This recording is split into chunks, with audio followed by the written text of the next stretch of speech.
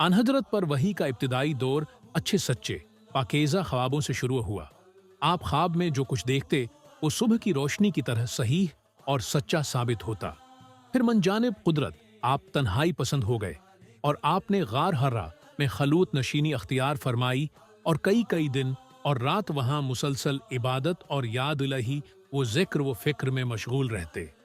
जब तक घर आने को दिल न चाहता तोशा हमराह लिए हुए वहां रहते।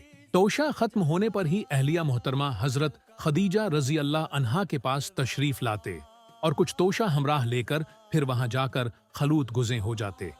यही तरीका जारी रहा यहां तक कि आप पर हक मुनकशिफ हो गया और आप गार हुराही में क़याम पजीर थे कि अचानक हजरत जबरील अलैहिस्सलाम आपके पास हाजिर हुए और कहने लगे कि ए मोहम्मद पढ़ो। आप फरमाते हैं कि मैंने कहा कि मैं पढ़ना नहीं जानता। आप फरमाते हैं कि फरिश्ते ने मुझे पकड़कर इतने जोर से भींचा कि मेरी ताकत जवाब दे गई। फिर मुझे छोड़कर कहा कि पढ़ो। मैंने फिर वही जवाब दिया कि मैं पढ़ा हुआ नहीं हूं।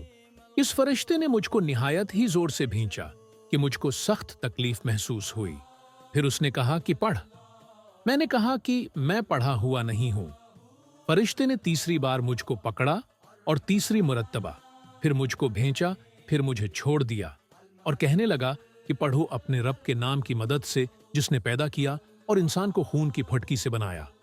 पढ़ो और आपका रब बहुत ही मेहरबानियां करने वाला है। उस यही आयतें आप हजरत जबरील अलैहिस्सलाम से सुन कर इस हाल में गार हुर्रा से वापस हुए कि आपका दिल इस अनोखे वाकया से कांप रहा था। आप हजरत खदीजा के यहाँ तशरीफ लाए और फरमाया कि मुझे कंबल ओढ़ा दो, मुझे कंबल ओढ़ा दो। लोगों ने आपको कंबल ओढ़ा दिया।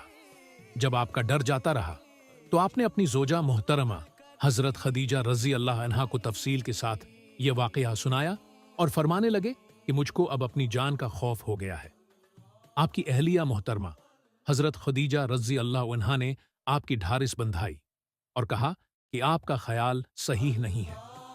खुदा की कसम आपको अल्लाह कभी रसवा नहीं करेगा। आप तो अखलाक फाजला के मालिक हैं। आप तो कनबा परूर हैं। बेकिसों का बोझ अपने सर पर रख लेते हैं। निफलसों के लिए आप कमाते हैं। मेहमान हैं नवाजी में। आप बेमथाल हैं और मुश्किल वक्त में आप अम्र हक का साथ देते हैं। ऐसे उसाफ हुस्ना वाला इंसान यूं बेवक्त जल्लत व खवारी की मौत नहीं पा सकता। फिर मजीद तसल्ली के लिए हजरत खदीजा रजी अल्लाह अन्हा आपको वर्का बन नौफल के पास ले गईं, जो उनके चचाजाद भाई थे और जमाना जाहिलियत में नुसरानी मजहब अख्तियार कर चुके थे और अबरानी जबान के कातब थे। चुनांचे अंजील को भी हसब मंशाए खुदावंदी अबरानी जबान में लिखा करते थे। अंजील सरयानी जबान में नाजिल हुई थी, फिर उसका तर्जुमा अबरानी जबान में हुआ। वर्का उसी को लिखते थे।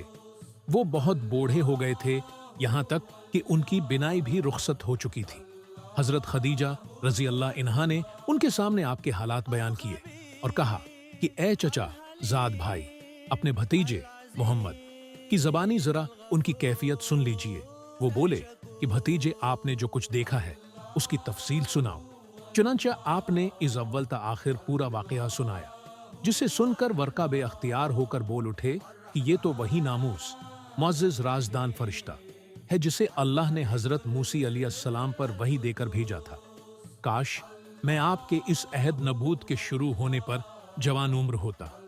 काश मैं उस वक्त तक जिंदा रहता जबकि आपकी कौम आपको इस शहर से निकाल देगी। रसूल करीम ने यह सुनकर ताजुब से पूछा कि क्या वो लोग मुझको निकाल देंगे, हालांकि मैं तो इनमें सादिक व अमीन व मकबूल हूं।